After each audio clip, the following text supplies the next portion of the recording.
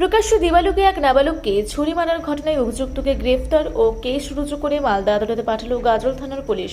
প্রকাশ্য দিবালোকে এক নাবালকের উপর প্রাণঘাতী হামলার ঘটনা ঘটেছিল গাজলে। গলায় চাকু মেরে খুনের চেষ্টা করা হয় এক নাবালককে। মঙ্গলবারের এই ঘটনাকে কেন্দ্র করে এলাকা জুড়ে তীব্র আতঙ্কের সৃষ্টি হয়েছে।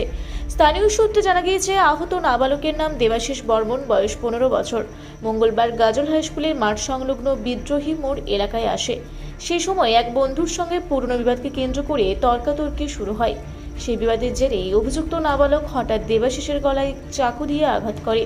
ঘটনার পর স্থানীয় যুবকরা দ্রুত আহত নাবালককে উদ্ধার করে গাজল স্টেট জেনারেল হাসপাতালে নিয়ে যান। সেখানে প্রাথমিক চিকিৎসার পর তার শারীরিক অবস্থার অবনতি হওয়ায় তাকে দ্রুত মালদা মেডিকেল কলেজ হাসপাতালে রেফার করা হয়। বুধবার বিকেল 3টে নাগাদ জখম দেবাশিস বর্মনের চিকিৎসা মালদা মেডিকেল কলেজ হাসপাতালে চলছিল বলে জানা গিয়েছে। আহত নাবালক দেবাশিস বর্মনের বাড়ি গাজল 1 নম্বর অঞ্চলের হরিদাস গ্রাম পঞ্চায়েত এলাকায়। অন্যদিকে ঘটনার পর গাজল থানার পুলিশ অভিযুক্ত নাবালককে গ্রেপ্তার করে। ধৃতের নাম গৌড রায়, বয়স 14 বছর। তার বাড়ি গাজল ব্লকের সালাইডাঙ্গা গ্রাম পঞ্চায়েত এলাকায়। বুধবার বেলা 2টো নাগাদ গাজল স্টেট জেনারেল হাসপাতালে মেডিকেল পরীক্ষার পর অভিযুক্তকে কেস রুজু করে মালদা আদালতে পাঠানো হয় এবং পুরো ঘটনা তদন্ত শুরু করেছে গাজল থানার পুলিশ। মালদার গাজল থেকে শামীম রেজার রিপোর্ট, রূপসী বাংলা মিডিয়া।